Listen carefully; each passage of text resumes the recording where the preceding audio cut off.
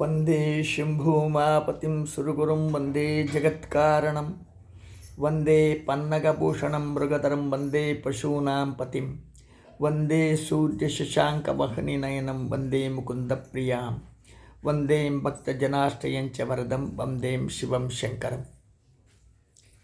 ఈశ్వర కృప ఉంటే గురువు ఉంటాడు. గురువు ఉంటే నీకు గురి కుదురుతుంది. ముందు నీకు గురి ఉండాలి, నీ వెనక ఒక గురువు ఉండాలి. మాతో ఎరుకగలిగినటువంటి నిజభక్తులకు, మా మిత్రులకు, మా బంధువులకు, మాతో సాన్నిధ్యం సంప్రదాయంగా సంబంధం ఉండేటువంటి యొక్క మా భక్తులకు, బంధువులకు, మిత్రులకు అందరికీ కూడా ఆశీర్వాదాలతో ఈ విచారాన్ని కన్నా తూచా తప్పకుండా మీరు వాడుకుంటే మీ భవిష్యత్తు, మీ జన్మ సార్థకమైపోద్ది. ప్రతి ఇంట లక్ష్మీ జ్యోతి, ప్రతి ఇంట్లోనూ మీరు పెట్టేటువంటి దీపం జ్యోతియే లక్ష్మీ జ్యోతిగా వెలగగలదు. మీకు లక్ష్మీనారాయణ కృప, ఉమామహేశ్వర కృప, వాణి హిరణ్యగర్భ కృప. అంటే వాణి హిరణ్యగర్భ అంటే సరస్వతీదేవి, బ్రహ్మదేవుడు. హిరణ్యగర్భుడు అంటే బ్రహ్మ, వాణి అంటే సరస్వతీదేవి. అర్థమైన అంటే బ్రహ్మ సరస్వతి ఒక దంపతులు, లక్ష్మీనారాయణ ఒక దంపతులు, పార్వతీ పరమేశ్వరు ఒక దంపతులు. ఈ ముగ్గురు దంపతులు మిమ్మల్ని 6 మంది దీవిస్తారు. అప్పుడు మీకు ఐశ్వర్యానికి కొదువు లేదు, ఆరోగ్యానికి కొదువు లేదు, ఆనందానికి కొదువు లేదు, పిల్లా పాపలకు కొదువు లేదు. మీ భవిష్యత్తులో మీ జన్మకు ఏమి కానీ కొదువు లేదు. జన్మ సార్థకమయ్యేదానికి ఏం చేయాలి? మీకు మీ ముందర గురి ఉండాలి, మీ వెనక గురువు ఉండాలి. ఇది కంపల్సరీ. మీలో ఉండేటువంటి, మీ ముందర ఉండేటువంటి గురి ఏముండాలి అంటే సత్సంకల్పం, త్రికరణ శుద్ధి అయినటువంటి గురువు ఉండాలి. మీ వెనక గురువు ఉండాలి. ఎటువంటి గురువు ఉండాలి? అతను ఆశ లేనివాడై ఉండాలి. అసలు దురాశ అసలే లేనివాడై ఉండాలి. ఆశ దురాశ లేకుండా ఇచ్చి పుచ్చుకునేటువంటి వ్యవహారాలలో నువ్వు ఇస్తే తీసుకునేవాడు, మళ్ళీ నువ్వు అడిగితే ఇచ్చేవాడై ఉండాలి. గురువు బ్రహ్మ అయి ఉంటాడు, గురువే విష్ణువై ఉంటాడు, గురువే శివుడై ఉంటాడు.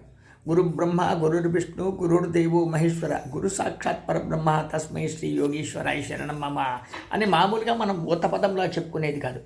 గురువు అంటే బ్రహ్మశక్తి, విష్ణుశక్తి, శివశక్తి పునికి పుచ్చుకో ఉండాలి. అతను ఇచ్చే శక్తి ఉండాలి, ఇప్పించుకునేటువంటి శక్తి కూడా ఉండాలి. ఇచ్చి పుచ్చుకునేదానికి ధైర్యము, సాహసము, సత్సంకల్పము కలిగి ఉండాలి. అటువంటి గురువు నీ వెనక ఉండి నిన్ను ముందు నడిపిస్తే అప్పుడు నీ సంకల్పం సిద్ధి అవుతుంది. ఈశ్వరుని తలుచుకోవడానికి ఎన్ని పద్ధతులు ఉంది, కోటాను కోట్ల పద్ధతులు ఉంది. ఈశ్వరస్య సర్వభూతానాం బ్రహ్మాధిపతి బ్రహ్మణోధిపతి బ్రహ్మా శివో మే అస్తు సదాశివోం. నమస్తే అస్తు భగవన్ విశ్వేశ్వరాయ మహాదేవాయ త్ర్యంబకాయ త్రిపురాంతకాయ త్రికాగ్నికాలాయ కాలాగ్నిరుద్రాయ నీలకంఠాయ మృత్యుంజయాయ సర్వేశ్వరాయ సదాశివాయ శ్రీమన్మహాదేవాయ నమః.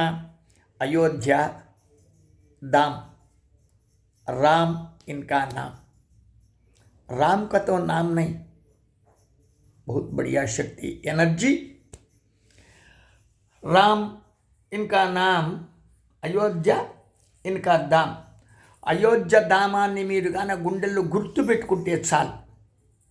శుద్ధ మోక్షపురి, సప్త మోక్షపురిలో 1వ నంబర్, 1 నంబర్ కా మోక్షపురి అయోధ్య. అయోధ్య, మధుర, మాయ, కాశీ, కంచి, అవంతిక, పురి, ద్వారక. సప్త అయితే ఇది మోక్షదాయక. అయోధ్య, మధుర, మాయ, కాశీ, కంచి, అవంతిక, పురి, ద్వారవతి చైవ సప్తైతే ఇది మోక్షదాయక. విశ్వేశం మాధవం దొండిం దండపాణ్యం చ భైరవిం వందే కాశీ గుహాంగంగాం భవానీ మణికర్ణిక. ఈశ్వరుడు ఎన్ని రూపాల్లో ఉంటాడంటే ఒక మామూలు మనిషిగానే ఎన్నో రూపాలుగా ఉంటాడు కదా. ఎన్నో రూపాలుగా ఉంటాడంటే తండ్రిగా ఉంటాడు, కొడుకుగా ఉంటాడు, అల్లుడుగా ఉంటాడు, బావగా ఉంటాడు, అన్న తమ్ముడుగా ఉంటాడు, స్నేహితుడిగా ఉంటాడు, అధికారిగా ఉంటాడు, సేవకుడుగా ఉంటాడు, రాజుగా ఉంటాడు, మంత్రిగా ఉంటాడు. రకరకాలైనటువంటి పోస్టులో ఉంటుంది కదా ఒక వ్యక్తి జీవితానికి. అంటే సామాన్య మనిషికి ఇంత ఉంది అంటే ఇంకా ఈశ్వరునికి ఎంత ఉంటుంది? ఈశ్వరస్య సర్వభూతానాం. నోట్ ది పాయింట్, ఒక పాయింట్ను అండర్లైన్ చేసుకుంటా. ఈశ్వరస్య సర్వభూతానాం, అన్ని జాతులలో, అన్ని భాషలలో, అన్ని కాలాలలో, అన్ని దేశాలలో, అన్ని ప్రాంతాలలో చైతన్యం ఉండేటువంటి ప్రతి వస్తువులోనే కాకుండా అచైతన్యంలో ఉండేటువంటి వస్తువులలో వ్యవహారాలలో కూడా ఈశ్వరుడే ఈశ్వరుడే ఈశ్వరుడే ఈశ్వరుడే. ఆ ఈశ్వరుడే తప్పించి కొలుచుకునేటువంటిది రామమంత్రం. సామాన్యంగా తక్కువ అంచనాలు వెయ్యబాకండి. కోట్ల జన్మలెత్తిన ఎన్ని యుగాలు మారినా రామమంత్రము రామనామము అప్పుడు పుట్టి అప్పుడు పెరిగి నాశనమైపోయేది కాదు. నాశనం లేనిది ఆ తంటకొస్తే వినాశనం అయిపోయేటువంటి దివ్యశక్తి ఏదైనా ఉంటే సృష్టిలో దానికి రామమని పేరు. అటువంటి రామానికి శ్రీ చేర్చుకుంటే శ్రీరామ్ అని పేరు. శ్రీరామ్ అంటే సాక్షాత్తు లలితాదేవి దివ్యశక్తిని. నేను కనీసం లక్షల సార్లు చెప్పుకుంటూ వస్తున్నాను. నేను చెప్పిన మాట కాదు. వేదాలు కానీ ఉపనిషత్తులు కానీ సృష్టి మొత్తం పాడి పొగుడుకోంది. మీరు న్యూ సెర్చ్ చేసేది లేదు. ఎవ్వడూ న్యూ సెర్చ్ చెయ్యలేడు. మొత్తం ప్రపంచమంతా అన్నిట్లోనూ రీసెర్చ్లే. ఏ రంగంలో, ఏ భాషలో, ఏ రాష్ట్రంలో, ఏ దేశంలో, మొత్తం అన్నిటిలో కూడా సృష్టి మొత్తం మీరు ఎంత తిరుగాడినా జ్ఞాని బుద్ధివంతుడికి అర్థమైన రీసెర్చ్ తప్ప న్యూ సెర్చ్లు లేవు లేవు లేవు. న్యూ సెర్చ్లు ఎప్పటికీ రావు రావు రావు. అంటే సెర్చ్లన్నీ కూడా పరమేశ్వరుడు చేసి పారేసారు. అదే సీడీ తిరగదిప్పుకోవాల్సిందే తప్ప వేరే గతి లేదు.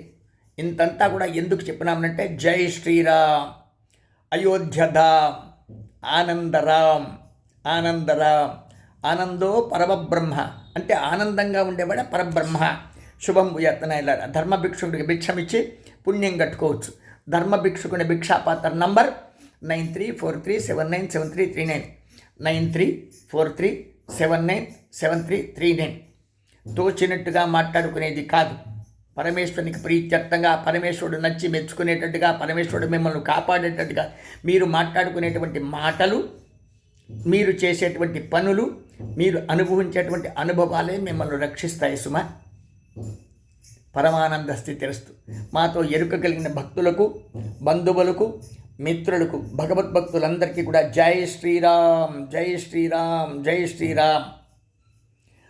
రాబోయేటువంటి 3 రోజుల్లో మకర సంక్రమణ పుణ్యకాలానికి సూర్యశక్తి మిమ్మల్ని ఆవరించి శ్రీరాముడు లలితాదేవి శక్తి కలిగినటువంటి అవతార పురుషుడు రాముడు మిమ్మల్ని కాపాడుగాక.